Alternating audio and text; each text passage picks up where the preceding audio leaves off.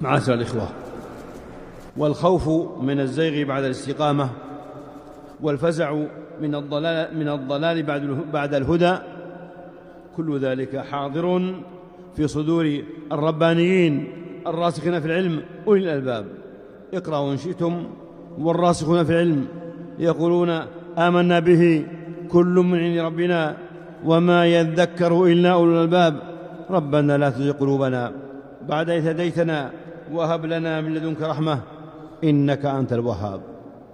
والذين يؤتون ما آتوا وقلوبهم وجلة أنهم إلى ربهم راجعون، فهم يعملون الصالحات ويخافون سلبها ويخافون من الفواحش والمنكرات وهم وجلون من مواقعتها، وبذلك جاءت السنة عن المصطفى.